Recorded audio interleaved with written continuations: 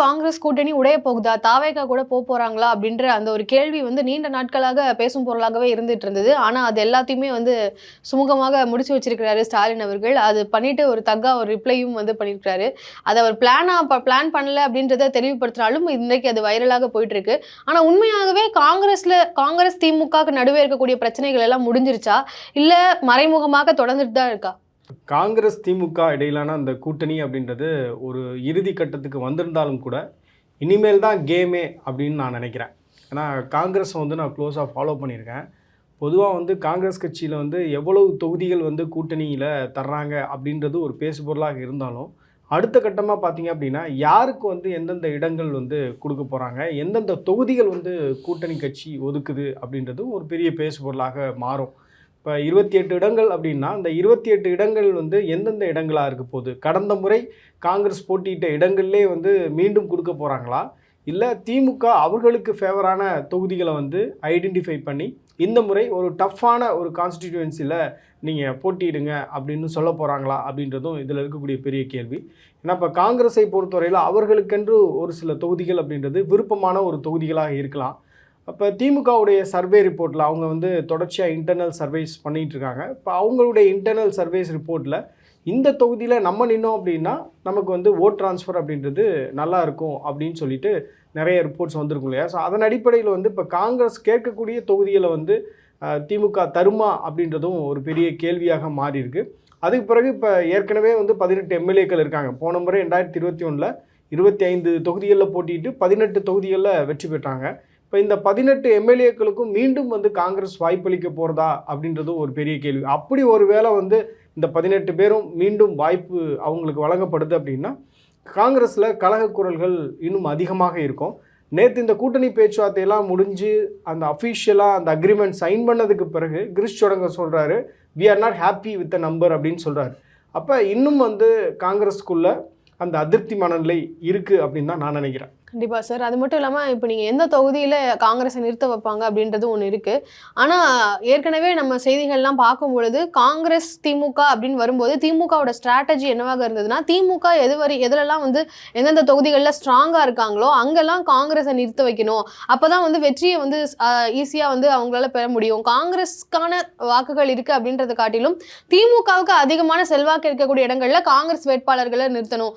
டஃப்பான ஃபைட் கொடுக்க வேண்டிய இடங்கள்லாம் வேறு இடங்கள் எங்கெல்லாம் திமுகவுக்கே சவாலா இருக்கோ அங்க திமுகவினுடைய செல்வாக்கான ஆட்களை நிக்க வச்சுக்கலாம் அப்படின்ற ஒரு பிளான் வந்து திமுகவுக்கு இருப்பதாக செய்திகள் எல்லாம் பார்க்க முடிஞ்சுது. அதே மாதிரி நீங்க இப்போ ஹாப்பியா இல்லை அப்படின்றத வந்து சொல்றாங்க. பட் இருந்தாலும் இந்த தொகுதிகளை வந்து பேசி முடிச்சு ஒரு எம்பி சீட்டுமே வந்து கொடுத்துருக்காங்க. இது வரைக்கும் விசிக இருக்கிறாங்க, மதிமுக இருக்கிறாங்க. மதிமுகவுக்கு தான் வந்து போன வாட்டி எம்பி சீட் கொடுத்துருந்தாங்க. இன்றைக்கு அவங்களுக்கு இல்லாம இப்போ காங்கிரஸ்க்கு வந்து கொடுத்துருக்காங்க, தேமுதிகவுக்கும் கொடுத்துருக்காங்க. ஸோ இதை வந்து வரவேற்பு எப்படி? ஒவ்வொரு கட்சிக்கும் ஒவ்வொரு தேவை அப்படின்றது இருக்கும். இப்போ திமுக கூட்டணியில் இருக்கக்கூடிய பிற கட்சிகள், காங்கிரஸ் இல்லாத பிற கட்சிகள் இருப்பாங்கள்ல, அவங்களுக்கு ஃபினான்ஷியல் ரீதியாகவும் பல தேவைகள் நிச்சயமாக இருக்கும் அப்படின்னு நான் நினைக்கிறேன். காங்கிரஸை பொறுத்தவரையில் அவங்களுக்கு வந்து சீட்டு தான் வந்து பிரதானமாக இருக்குது. இப்போ மற்ற கட்சிகள்லாம் பார்த்திங்க அப்படின்னா அவங்களுக்கு வந்து ஃபினான்ஷியல் ரீதியாக நிறைய தேவைகள் இருக்கும். இப்போ விடுதலை சிறுத்தைகள் கட்சி எடுத்துக்கிட்டிங்க அப்படின்னா அந்த கட்சிக்குன்னு ஒரு டிமாண்ட் அப்படின்றது நிச்சயமாக இருக்கும். இப்போ நான் கேள்விப்படுறது என்ன அப்படின்னா, திமுக கூட்டணியில் இருக்கக்கூடிய ஒவ்வொரு சிறிய கட்சிகளுக்கும் வந்து ஆல்ரெடி திமுகவுடைய மூத்த அமைச்சர்கள் வந்து பேச்சுவார்த்தை நடத்தி சுமூகமாக அவர்களுடைய தேவை, மற்றபடி அவர்களுக்கு என்னெல்லாம் செய்து கொடுக்கணுமோ எல்லாமே நாங்கள் வந்து பண்ணிடுறோம் அப்படின்ற ஒரு உறுதிமொழி அளித்ததுக்கு பிறகு தான் இந்த அஃபீஷியல் பேச்சுவார்த்தைக்கே வந்திருக்காங்க அப்படின்னு சொல்கிறாங்க. இந்த பேச்சுவார்த்தையை ஹேண்டில் பண்ண நபர் யார் அப்படின்னா ஏவாவேலு தான் இதில் வந்து ரொம்ப இன்வால்மெண்ட்டோட எல்லா கூட்டணி கட்சிகளோடையும் பேசி அவர்கள் எல்லாம் வந்து திமுகக்குள்ளே கொண்டு வந்தது அப்படின்னு சொல்கிறாங்க. ஸோ இப்போ நடக்கிறது வந்து ஒரு அஃபீஷியல் மீட்டிங் தானே தவிர மற்றபடி இப்போ பிற கட்சிகளுக்கு என்னென்ன எதிர்பார்ப்பு இருந்ததோ அத்தனையுமே வந்து திமுக செய்து தருவதாக சொல்லிட்டாங்க. இப்போ நீங்கள் கேட்ட மாதிரி ராஜ்யசபா பொறுத்தவரையில் இப்போ காங்கிரஸ் வந்து 2 ராஜ்யசபா அப்படின்றது அவங்களுடைய டிமாண்டில் இருந்தது. இப்போ நடக்கக்கூடிய இந்த ராஜ்யசபா தேர்தலுக்கு ஒருத்தரும் 2028 வந்து நம்ம இன்னொருத்தரும் பண்ணலாம். பட் 2028 வந்து நீங்கள் 2029 நாடாளுமன்ற தேர்தலுக்கு என்ன முடிவு எடுக்க போகிறீங்கன்றதை பொறுத்து தான் நாங்கள் தருவோம், அதை அஃபிஷியல் கம்யூனிகேஷனில் வச்சுக்க மாட்டோம் அப்படின்றதெல்லாம் தெளிவுபடுத்தி தான் திமுக இந்த அக்ரிமெண்ட்டை சைன் பண்ணியிருக்கிறாங்க. இந்த நம்பர்ஸ் அப்படின்றது பார்த்தீங்க அப்படின்னா ஒரு 3 தொகுதிகள் தான் அதிகமாக இருக்குது. 25லேருந்து 28 ஒரு 3 தொகுதிகள் தான் காங்கிரஸுக்கு கூடுதலாக கிடச்சிருக்கு. பட் அதுவே வந்து அவங்க அன்சாட்டிஸ்ஃபைடு தான் சொல்கிறாங்க. பட் ஓவராலாக பார்த்தீங்க அப்படின்னா இதில் வந்து நிறைய சீனியர்ஸ் வந்து இன்வால்வ் ஆகியிருக்காங்க. ஏன்னா இப்போ திமுக அலைன்ஸை பொறுத்தவரையில் அங்கே வின்னபிலிட்டி ஃபேக்டர் அப்படின்றது அதிகம். இப்போ நீங்கள் சொன்னது மாதிரி திமுக வந்து ரொம்ப கவனமாக தான் இந்த கூட்டணி பேச்சுவார்த்தை ஒட்டுமொத்தமாக நடத்துகிறாங்க. நம்ம அடிக்கடி பேசுகிற மாதிரி தான் இந்த தேர்தலை பொறுத்தவரையில் அவங்க வந்து ஒரு வாக்கு கூட வீணாயிடக்கூடாது அப்படின்றது தான் திமுகவுடைய ஒரு கணக்காக இருக்குது.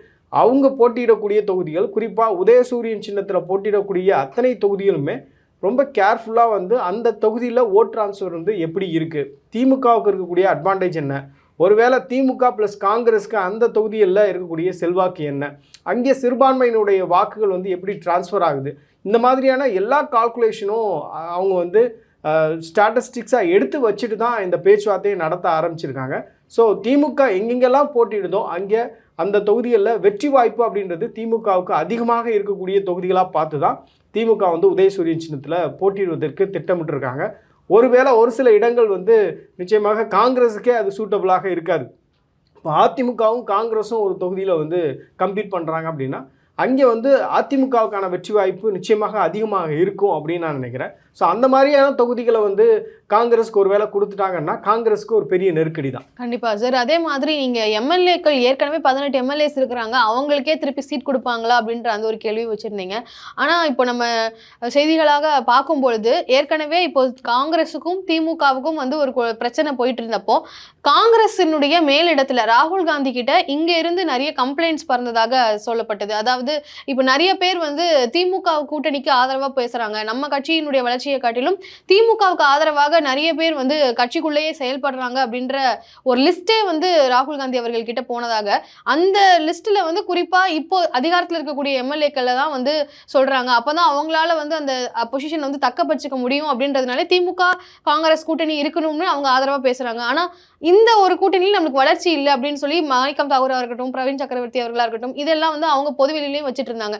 ஸோ இந்த கன்ஃபியூஷன்ஸில் திருப்பியும் அதே எம்எல்ஏக்களுக்கு கொடுப்பாங்களா, திமுக அவங்களுக்கு கொடுக்குறேன்னு சொல்கிற மாதிரியும் ராகுல் காந்தி அவர்கள் வேறு யாருக்காவது வாய்ப்புகள் கொடுக்கலாம் அப்படின்ற முடிவுகள் எடுத்தார் அப்படின்னா அங்கேயும் ஒரு கன்ஃபியூஷன் ஆனது கண்டிப்பாக வர்றதுக்கான வாய்ப்புகள் இருக்குது. இப்போ கிறிஸ் சோடங்கருடைய பேட்டிகளாக நீங்கள் பார்த்தீங்க அப்படின்னா ஒரு விஷயத்தை வந்து திருப்பி எம்ஃபசைஸ் பண்ணுறாரு. என்ன சொல்கிறாரு அப்படின்னா, நாங்கள் இந்த தேர்தலை பொறுத்தவரையில் எங்களுடைய கேடர்ஸுடைய விஷயத்தை நாங்கள் வந்து நிறைவேற்ற ட்ரை பண்ணுறோம், அவர்கள் வந்து திருப்தி அடையணும், அவங்க சந்தோஷமாக இருக்கணும், அதுதான் அவருடைய வந்து ஒரு கருத்தாக தொடர்ச்சியாக அவர் முன் வச்சிட்ருக்காரு. இந்த அடிப்படையில் நீங்கள் பார்த்தீங்க அப்படின்னா காங்கிரஸை பொறுத்தவரையில் ஏற்கனவே வந்து வாய்ப்பளித்தவர்களுக்கு மீண்டும் வாய்ப்பளிக்க மாட்டாங்க அப்படின்னு தான் எனக்கு தோணுது. இப்போ ராஜ்யசபா தொகுதிக்கு வந்து நாமினேட் பண்ண கிறிஸ்டோஃபர் திலக் கூட வந்து ஒரு சர்ப்ரைஸ் தான்.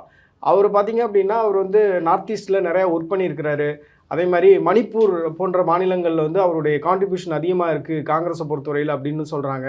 ஸோ அவர் திருச்சியை பூர்வீகமாக கொண்டவர். இப்போ இந்த போட்டியில் வந்து நிறைய பேர் இருந்தாங்கன்னு சொல்கிறாங்க. உதாரணத்துக்கு சொல்லணும்னா பீட்டர் அல்ஃபோன்ஸ்லாம் அந்த லிஸ்ட்டில் இருந்தார் அப்படின்னு சொல்கிறாங்க. திமுகவை பொறுத்தவரையில் பீட்டர் அல்ஃபோன்ஸ் மாதிரியான நபர்களை நம்ம வந்து முன்னிறுத்தலாம் அப்படின்ற மாதிரியான சஜஷன்லாம் கொடுத்ததா சொல்கிறாங்க. இருந்தாலும் இது ஒரு சர்ப்ரைஸாக வந்து கிறிஸ்டோஃபர் திலக் வந்து அவங்க நாமினேட் பண்ணியிருக்கிறாங்க. இதெல்லாம் வைத்து பார்க்கும் பொழுது காங்கிரஸை பொறுத்தவரையில் அவங்க வந்து 2021 சட்டமன்ற தேர்தல் மாதிரி இந்த தேர்தலை அவங்க அணுகலை அப்படின்றது தெரிய வருது.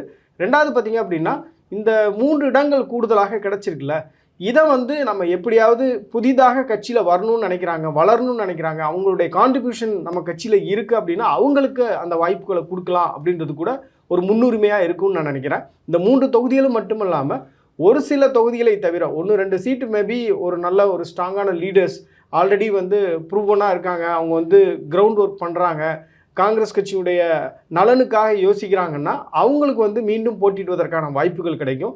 மற்றபடி பார்த்திங்கன்னா நிறைய புதுமுகங்களை நம்ம பார்ப்பதற்கான வாய்ப்பு இருக்குது. இப்போ திமுகவை பொறுத்தவரையில் அவங்க என்ன சொல்லுவாங்க, புதுமுகங்களை விட நீங்கள் வந்து ஆல்ரெடி எஸ்டாப்ளிஷ்டான ஆட்களுக்கு வந்து வாய்ப்பு கொடுங்க அப்படின்னு அவங்க சஜஷன் கொடுக்கறதுக்கு வாய்ப்பு இருக்குது. ஏன்னா இந்த நீங்கள் தொகுதிகள் எல்லாம் வந்து உறுதியானதுக்கு பிறகு பார்த்திங்கன்னா கன்ஃபர்மேஷன் வந்ததுக்கு பிறகு திமுக அவங்களுடைய டாமினேஷனை நிச்சயமாக செய்வாங்க.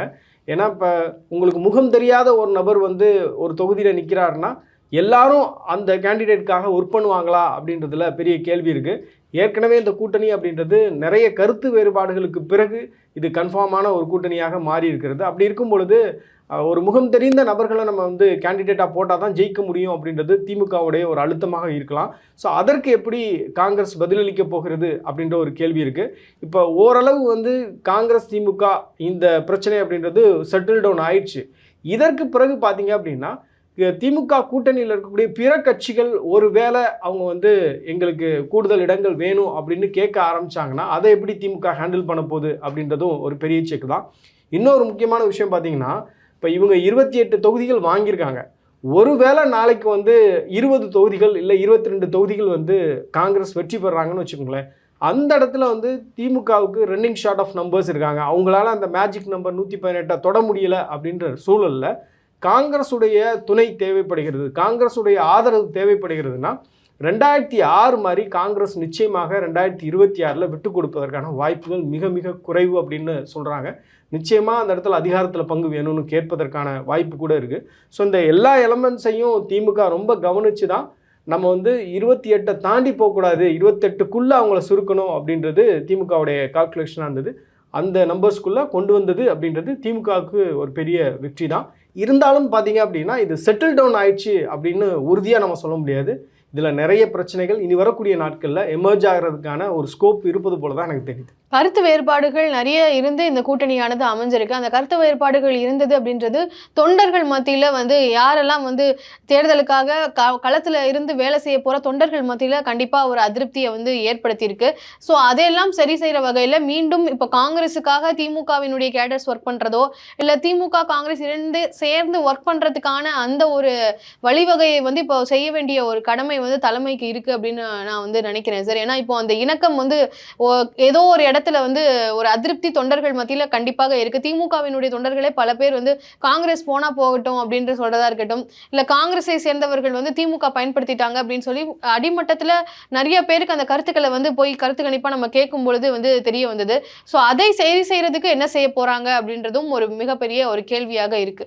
நம்ம பேசிட்டு இருக்கக்கூடிய இந்த நேரத்தில் வந்து முதலமைச்சர் மு க ஸ்டாலின் அவர்கள் ஒரு அறிக்கையை கொடுத்துருக்காங்க. அதில் வந்து பார்த்திங்கன்னா, அரசியல் எதிரிகள் தங்கள் கட்சியின் வலிமையை மீது நம்பிக்கை இல்லாமல் நம்முடைய கூட்டணி உடையாதா என்று ஏங்கி கிடந்தார்கள்.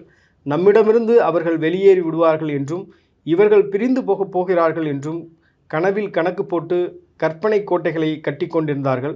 ஆஃபர் கொடுத்தேனும் நம் கூட்டணியை உடைத்திடலாம் என முயற்சி செய்தார்கள். அவர்களின் கற்பனையையும் கனவுகளையும் ரசித்தபடி நாம் நம்முடைய பணியை மேற்கொண்டோம் அப்படின்னு ரொம்ப அழுத்தமாக இந்த அறிக்கை அப்படின்றது வெளியிடப்பட்டிருக்கிறது. இது வந்து ஒரு திறந்த மடல் நான் நினைக்கிறேன். ஏன்னா வந்து நவம்பர் 9 திருச்சியில் மிகப்பெரிய ஒரு மாநாடு திமுக வந்து நடத்த இருக்கிறாங்க. ஸ்டாலின் தொடரட்டும் தமிழ்நாடு வெல்லட்டும் அப்படின்றது தான் அதோடைய டேக்லைனாக இருக்குது. ஸோ இந்த மாநாடை பொறுத்தவரையில் ஒரு பிரம்மாண்டமான ஒரு மாநாடாக இருக்க போது இதில் ராகுல் காந்தி கலந்துக்க போகிறார் அப்படின்ற ஒரு பேச்சும் இப்போது அடிபடுது.